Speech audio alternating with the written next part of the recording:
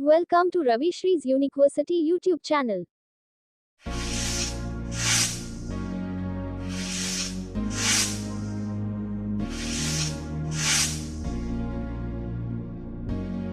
A pleasant day, guys. So, welcome back to English Coffee House Day-8, an initiative by Ravi Shree University.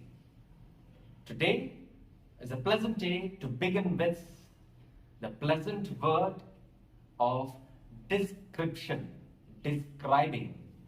English is full of descriptive words. If I want to make something elongated, expressing something bigger and wider and better, I need describing words. People learn this as something grammatically speaking adjectives in grammar. But let's not work into that point. It's just one flavor called describing. How well can we describe things?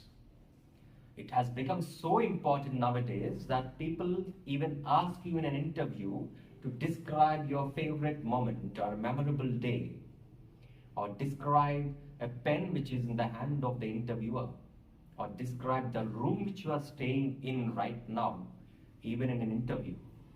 That shows your command on the language and the choice of words to the given object.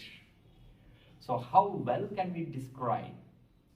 Describing a person physically, describing a place, describing a thing or an event. So 4 ways of describing of 4 different objects. Namely, we'll go with person. When you look at a person, obviously, nowadays we tend to talk about people more than his personality. Personality in the sense is trait. We talk about his physical appearance quite a lot. And the impact of selfies is itself a reason to tell that it is describing you. Well, so let us see how we can describe a person. When a person is looked at, primarily we'll focus on his appearance, his height, the complexion of his skin, the hairstyle, or even the appearances in different manner, his personality or outlook, the way he dressed himself, several ways. So if an example of a person is taken, describe your own father, describe your mother, or describe a priest in a temple, or describe a beggar on the road. I'll take an example of a beggar. Beggar is not less, is one of the persons whom we see in every colony, locality, or place of a country and across the globe. When I describe a beggar, right, let's assume we are looking at an old man. So I physically describe him in words like, I saw an old man. He was stooping. The word stooping means bending down. He had gray hair. Let us not use white hair. Let us use gray hair. It means he's old. He has wrinkles all over his face. Wrinkles, we develop wrinkles when we grow old. The skin develops wrinkles. He has wrinkles all over his face. His hair is wobbling on his collar. His hair is wobbling. Maybe he did not groom well. If it is well groomed, we'll say he had a well groomed haircut. Then he was carrying a satchel with him. A satchel is a bag which a beggar carries. He holds a stick or a staff in his hand to have support when he bends down or when he stoops down. Thus, the physical appearance is mentioned. You can also talk about his eyes, the way they look.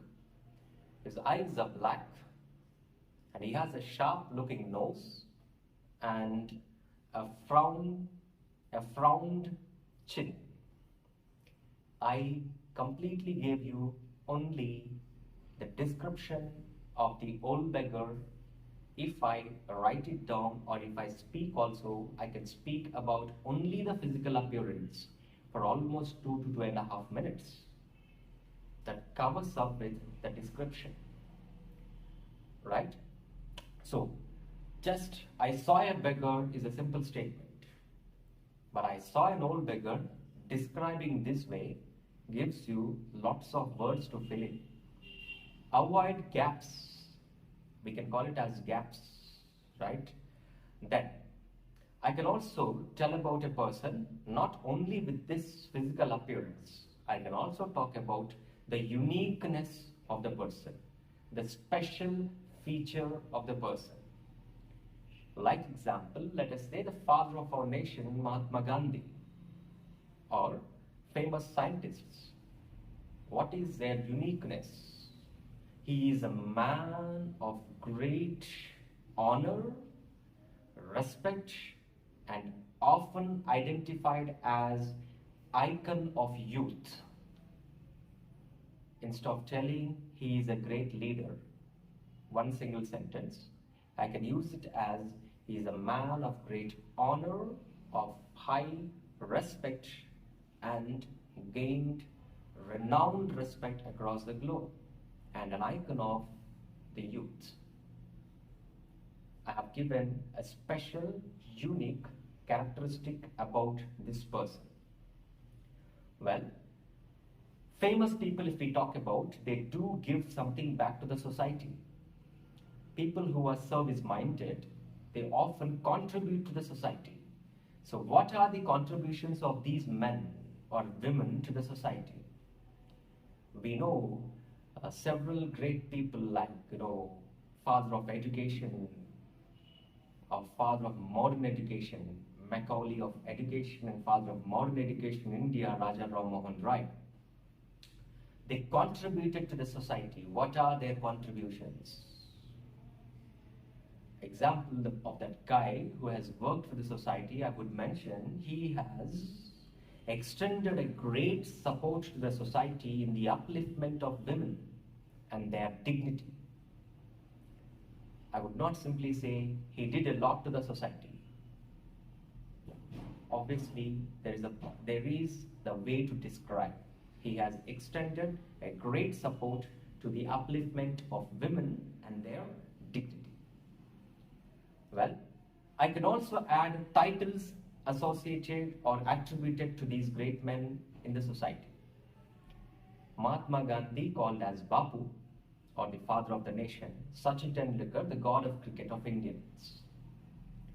Yes, we have several attributions that we give to many men. The Iron Man of India, the Iron Woman of India. So several titles that are assigned to them. These things make our description clear and broad. So if I have to get adjectives, I need to pose the describing words in a question called what kind, what degree, which kind, how. If I pose these ones, automatically we'll be developing our describing words. Next, we'll go into describing an object. Let's take an example of a simple wardrobe in the house, or a simple set of bureau, which we have it in our own houses to keep several things. If I take my wardrobe, I would say it is made of different shape, a rectangular one or a square one, horizontally uplifted. I talk about its frame outside. I talk about its color. How is it made of? Which kind of metal? Which kind of wood? It's made of good quality teak, or if it is in the shape, in the color. If I have to tell the best of it, it is the best of its kind. It is the best of its kind in all qualities. And the wardrobe, what is the purpose of it? It keeps the storage of all my clothes and my daily garments, costumes, sets of outfit. It's a closet to keep all my particular personal things. So it's a closet and it is secure enough. So its purpose, its outshape, its form, its usage. Can I use this wardrobe as any other thing as well? Obviously, there are different ways. Modern day objects and tools can be of multi-purpose. What is the other function used beside being a wardrobe? Of course, it can be used as a support for other furniture. It can be a decorative look to your room. It adds to the classy outlook of your apartment or a house or a building. So several ways how can I put it forth? Well, let's describe a place. Human being has the greatest experience in traveling from one corner to the other corner of the world. We have come across several movies, even traveling into the space. So we keep traveling and we keep experiencing several places, either as a weekend picnic or a journey, or just like an excursion. So while coming into a place, we have the weather conditions that we can describe. We have the climatic background, the weather atmosphere around, the place itself in its picturesque view. For example, the gardens around, the greenery which we can see, the plantations here and there. If it is a hilly area, how is the hills up and down? We come across lots of places like Himalayas, the Himadris and all, or even Ooty, Coorg. If you want to describe such hill stations, what chill weather is there, what the experience of the sunrise, what is the usual sunrise, what is the usual sunset. So I describe the place in terms of its climatic background as my primary information that I can provide it to the reader or the listener. Then we'll talk about the historical importance of the place. In India, we have several places where historical things took place, like the famous forts where the kings, princes and princesses lived over there. The Rajas lived over there. The fortresses which are built, or monuments of India, monuments of the world. So what is the historical importance? If it's some battle took place over there, or a port is built over there, so what is the historical priority given and its importance known to the public? Then the culture and festivals that are followed by the people of that place. Every place has its own culture. We need to respect it. Every place has its own richness of customs and grandeur of festivals. Besides religious festivals, we have our own local festivals of our place that is common across the globe again. So which festivals are known that we need to speak out and describe? We have certain folklore, the famous folk songs, richness of handed down over traditional cultural songs, stories and legendary heroic figures which are mentioned in that particular locality. This I describe. So description is not limited to one line. If I have to go in depth, I will be going in depth for every iota and aspect of it. So describe clearly about its historical background, its cultural impact, and then we'll also say the titles. We have attributed titles for most of the places, like Kerala is called as God's own country. God's own country. Bangalore, the Garden City. Hyderabad, City of Pearls. Jaipur, the Pink City. Every place has its own unique title, what it is known for. Or even Cool, the Scotland of India or the coffee capital of India.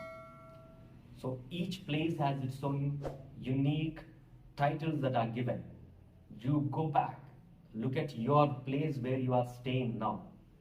What is your place and what is it known for? What is its historical background? In an interview, you are asked a simple question, tell me about your place, where you are coming from. We just say that my place is Hyderabad, my place is Chennai, Madras. That's it. No. Describe your own place. You see now, out of your window after this video, know its history, know its richness. Tell about the famous people who lived in history and left an impact on your place. Talk about its great folklore and culture. Talk about its customs that are followed. Talk about the festivals that are exercised and entertained and celebrated wide and wide in your own place. That makes you a good describer, a man of full descriptive words, a woman of full descriptive words, and making your own language standard and of good quality. Well, a short task if you can take it. Describe your mobile phone. It's an object, a composer of a mobile phone, a simple smartphone which you are carrying every day, almost in and out. It is part and parcel of you. Without any work, we keep going back and clicking our own phones. What's the reason? So it has become a pocket-friendly one object. Its source of communication, that was the purpose, but it is a blended box of several tools at the most. So describe your own mobile phone as your own personal exercise after this video so that this information can be helpful to you in describing something which you hold every day. Fine, if you like this video, give a like and click on subscription button to subscribe to our channel and follow up every day for 20 minutes at least minimum and get plenty of English knowledge. Take this knowledge of English, share it with others in your WhatsApp status or with your friends on every social media channel. Thank you. Have a blast, guys. Bye. Thank you for watching Ravi Sri University YouTube channel. Please like, share, comment and subscribe.